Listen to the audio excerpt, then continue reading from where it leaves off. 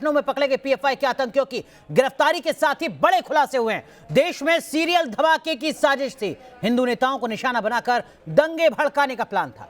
दोनों आतंकियों की गिरफ्तारी के बाद अब देश भर में अलर्ट है और आने वाले दिनों में पुलिस और भी कई बड़े खुलासे कर सकती है।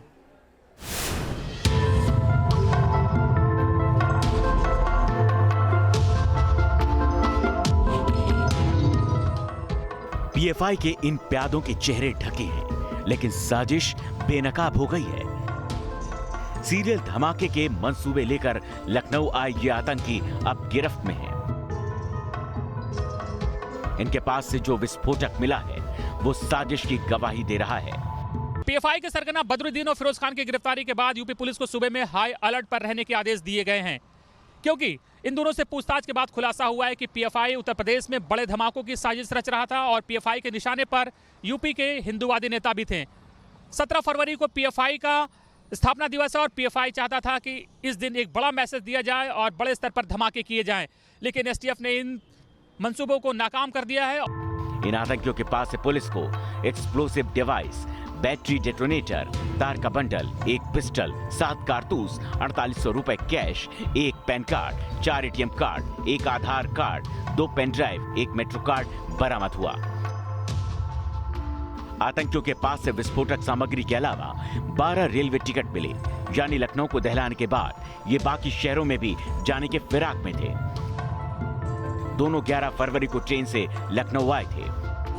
मंगलवार को इन्हें कुकराइल तिराहे के पास एक पिकनिक स्पॉट से गिरफ्तार किया गया। पीएफआई के दहशतगर्द धमाकों की आड़ में माहौल बिगाड़ने का प्लान बनाकर आए थे। देश के अहम ठिकाने हिंदूवादी नेता इनके निशाने पर थे। अभी तक के हिसाब से ये कुछ महत्वपूर्ण व्यक्तियों को टारगेट कर रहे थे और इसमें जिससे कि कारण बहुत वैमनस्यता फैल सकती थी समाज में।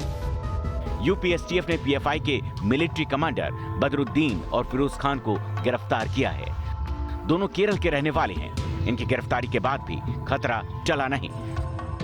खुलासा हुआ है कि पीएफआई ब्रेन वॉश कर ऐसे युवाओं की आतंकी ब्रिगेड तैयार कर रहा है जो देश में धमाकों को अंजाम दे सके।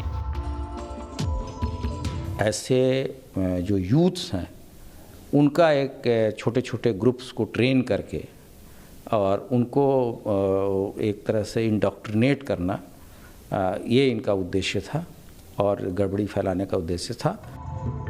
बीजेपी ने दावा किया कि इन आतंकियों की गिरफ्तारी से प्रदेश में पीएफआई के नेटवर्क का खुलासा हुआ है, तो विपक्ष पीएफआई पर बैन को लेकर सवाल पूछ रहा है। बदरुद्दीन और फिरोज के निशाने पर कई हिंदूवादी नेता थे और वो उत्तर प्रदेश में धमाकों के माध्यम से आतंक पैदा करना चाहते थे। मैं सबसे पहले पुलिस, उत्तर प्रदेश की पुलिस, एसटीएफ और तमाम एजेंसीज को धन्यवाद देना चाहता हूं जिनकी सतर्कता के नाते से बड़ी घटना टल गई। पीएफआई की बड़ी साजिश का खुलासा होने के बाद देश भर में अलर्ट है। आज पीएफआई का स्थापना दिवस भी है, इसलिए भी सतर्कता ज्यादा बरती जा रही है। लखनऊ से अविनाश सिंह के साथ टीम न्यूज़ नेशन।